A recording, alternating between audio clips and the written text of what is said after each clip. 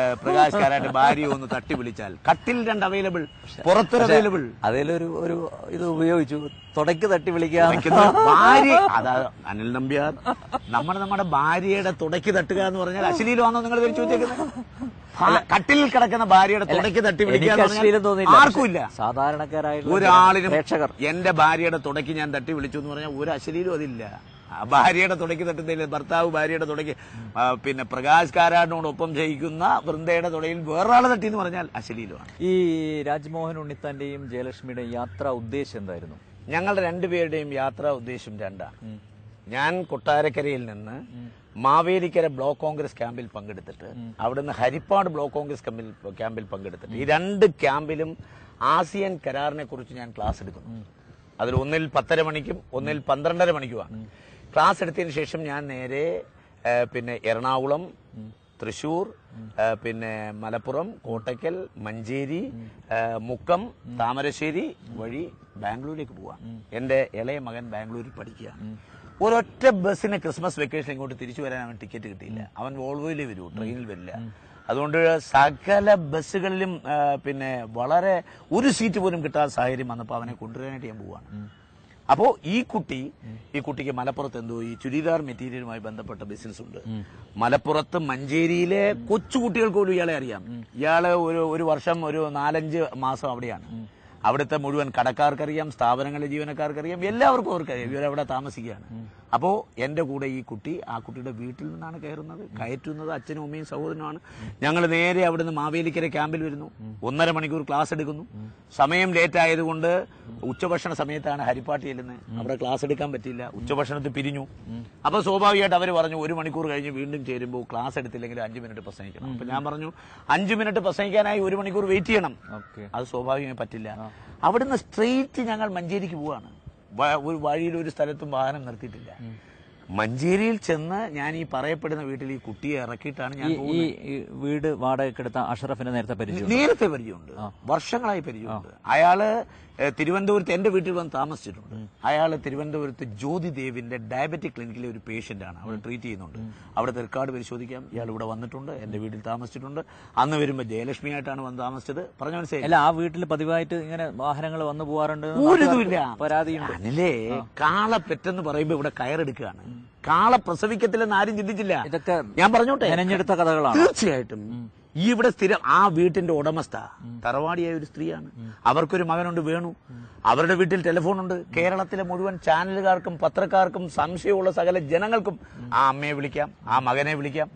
ഈ അഷഫ് എന്ന് പറയുന്ന പയ്യനെ കുറിച്ച് ഒരു മോശപ്പെട്ട അഭിപ്രായം അമ്മയ്ക്കില്ല, ആ മകനില്ല, അയൽക്കാർക്ക് ആർക്കുമില്ല.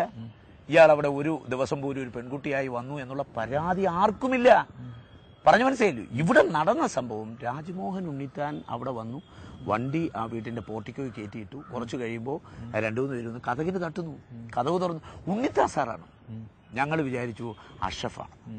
സർ, ഇവിടെ ചില അഷഫും ഞങ്ങളുമായിട്ട് ചില പ്രശ്നങ്ങളുണ്ട്. അതുകൊണ്ട് സാറ് തൽക്കാലം ഇവിടെ നിൽക്കണ്ട, ഞങ്ങൾ അവനുമായിട്ട് ചില പ്രശ്നങ്ങളുണ്ട്, അതുകൊണ്ട് സാറ് ഇവിടെ നിൽക്കുന്നത് ശരിയല്ല. ഞാൻ പറഞ്ഞു ശരി, അങ്ങനെയാണെങ്കിൽ ഞാൻ പോയേക്കാം, ഞാൻ പോകാൻ നിൽക്കുകയാണ്.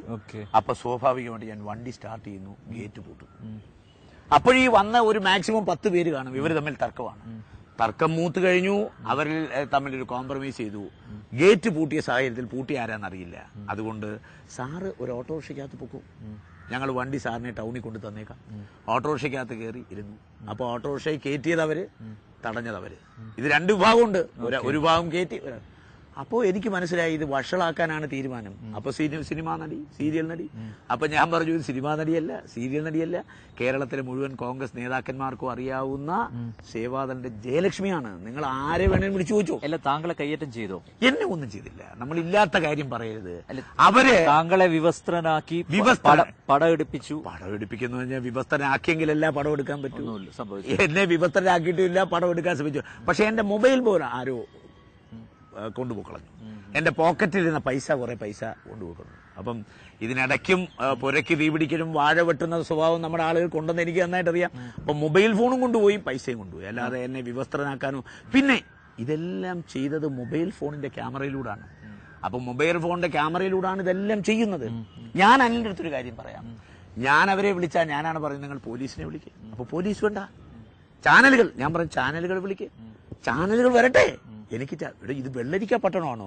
ഞാനും പ്രായപൂർത്തിയായ ഒരു പെണ്ണ്, ഈ പെണ്ണിനെ നാട്ടിലെ മുഴുവൻ ആളുകൾക്ക് അറിയാം, ഞാനും ഈ പെൺകുട്ടിയായി സ്ഥിരം സഞ്ചരിക്കുന്ന എല്ലാവർക്കും ഒരു അഭിപ്രായത്തിൽ ആർക്കും ഉള്ള കുട്ടിയല്ലത്. അപ്പൊ സ്വാഭാവികമായിട്ട് പോലീസ് വന്നാൽ അവരപ്പം തന്നെ കാര്യം മനസ്സിലാക്കുമല്ലോ. ചാനലുകാർ വന്നു, അപ്പോൾ കുറെ കഴിഞ്ഞപ്പോൾ ചാനൽ വന്നു.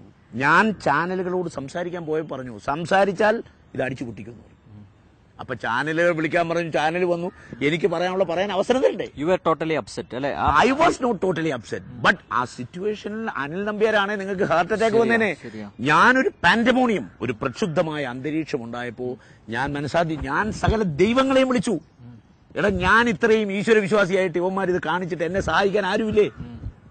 ആളുകൾ പറയുന്നത് ഞാൻ തല കൈകൊണ്ട് മറച്ചു. ഞാൻ പിറ്റേന്ന് വളരെ കൂളായിട്ടല്ലേ ചാനലിൽ പോയത്. പലരും പറഞ്ഞത് രാജ്മോഹൻ ഉണ്ണിത്താൻ നന്നായിട്ട് മദ്യപിച്ചിട്ടുണ്ട്. അതിപ്പം മെഡിക്കൽ ടെസ്റ്റ് നടത്തി അതിന്റെ റിപ്പോർട്ട് എടുക്കുമ്പോൾ രാജ്മോഹൻ ഉണ്ണിത്താൻ ചെയ്തിട്ടുണ്ടോ ഇല്ലയോ അതൊന്നും രാജ്മോഹൻ ഉണ്ണിത്താൻ എടുത്ത് ചോദിക്കേണ്ട ചോദ്യമല്ല. അതൊക്കെ നിങ്ങൾ അവിടുത്തെ ഹോസ്പിറ്റൽ അതോറിറ്റിയോട് ചോദിക്കേണ്ട കാര്യം. പോലീസിന്റെ സമീപനം എങ്ങനെയായിരുന്നു? പോലീസ് വളരെ നന്നായിട്ടാണ് ബിഹേവ് ചെയ്യുന്നത്. അല്ല, ഒരു കാലത്ത് ഈ പോലീസിനെ മൊത്തം കൺട്രോൾ ചെയ്ത വ്യക്തിയായിരുന്നല്ലോ. അനിലേ, ഞാൻ എന്ത് ചെയ്തെന്നാ പോലീസിന് മുമ്പില്? ഇവിടെ ഇമ്മോറൽ ട്രാഫിക് ആക്ട് ഉണ്ട്, ഇമ്മോറൽ ട്രാഫിക് പ്രിവെൻഷൻ ആക്ട് ഉണ്ട്. ആ ആക്ട് പറയുന്ന ഒരു കാര്യത്തിൽ ഞാൻ ഇൻവോൾവ് അല്ലെന്ന് വന്ന പോലീസിനറിയാം. ഒരാണും പെണ്ണും കൂടെ ഒരു കാറിൽ സഞ്ചരിച്ചാൽ അത് അനാശാസ്യമാകുമെങ്കിൽ ഇവിടെ മാർക്സിസ്റ്റ് പാർട്ടിയിലെ മുഴുവൻ ആളുകളും അങ്ങനെ സഞ്ചരിക്കുന്ന ആളാണ്. കേരളത്തിന്റെ ധനകാര്യമന്ത്രി നിങ്ങൾക്കറിയാലോ ആരുമായിട്ടാണ് സഞ്ചരിക്കുന്നത്. ഇപ്പോൾ CMPയുടെ നേതാവായ രാഘവൻ മാർക്സിസ്റ്റ് പാർട്ടി ഉണ്ടായ കാലത്ത് ആരുമായിട്ടാണ് സഞ്ചരിച്ചുകൊണ്ടിരുന്നത് നിങ്ങൾക്കറിയാമല്ലോ. ആരുമായിട്ടാ പിന്നെ മുറി പങ്കിട്ടതെന്നറിയാമല്ലോ. അപ്പൊ അതെല്ലാം അനാശാസ്യത്തിന്റെ പട്ടിക വരും. ഇവിടെ മാതൃഭൂമി, അതാ ഞാൻ പറഞ്ഞത്. ഇവിടെ മാതൃഭൂമി പത്രത്തിൽ സ്വകാര്യം എന്ന് പറയുന്ന ഒരു പങ്ക്തി ഗോപാലകൃഷ്ണൻ എഴുതി. ഗോപാലകൃഷ്ണൻ ആ പങ്ക്തി പറഞ്ഞു, കേരളത്തിലെ ഒരു SFI നേതാവ് ഒരു വനിതാ നേതാവിനെയും കൊണ്ട് രാഷ്ട്രീയ കാര്യങ്ങൾ ചർച്ച ചെയ്യാൻ പാർക്കുകളിലും ആളൊഴിഞ്ഞെടുത്തും ഇങ്ങനെ പോയി ചർച്ചകൾ പുരോഗമിക്കുമ്പോൾ പിന്നെ ശീതീകരിച്ച മുറിയിലോട്ട് ചർച്ച മാറ്റി. പോയ നേതാവാരാന്ന്, SFI നേതാവാരാന്നറിയാം, കൂടുണ്ടായിരുന്ന വനിതാ നേതാവാരാന്നറിയാം. പിറ്റേന്നാണ് ആ പ്രകോപിതനായ SFIയുടെ നേതാവ് പിതൃശൂന്യ പത്രപ്രവർത്തനം എന്ന് പറഞ്ഞൊരു പത്രസമ്മേളനം നടത്തിയത്. ശരിയാണ്, ഓർമ്മയുണ്ടോ? അപ്പോ ആ SFIയുടെ നേതാവ് ആ വനിതാ നേതാവിനെയും കൊണ്ടുപോയി നടത്തിയ അനാശാസ്യം ഒന്നും രാജ്മോഹൻ ഉണ്ണിത്താൻ നടത്തിയിട്ടില്ല. ഇതൊക്കെ വളരെ ക്ലിയർ എവിഡൻസ് ഉള്ളതാണ്. അപ്പം അനാശാസ്യം എന്ന വാക്കിന്റെ നിർവചനം ഇവിടെ കണ്ടുപിടിക്കണം. കഴിഞ്ഞ 20-ാം തീയതി ഹിന്ദു പത്രത്തിൽ ഒരു ആർട്ടിക്കിൾ വന്നിട്ടുണ്ട്. ആ ആർട്ടിക്കിളിനകത്ത് പറഞ്ഞിട്ടുണ്ട്, അനാശാസ്യം എന്ന് പറയുന്ന ഇമ്മോറൽ ട്രാഫിക് പ്രിവെൻഷൻ ആക്ട്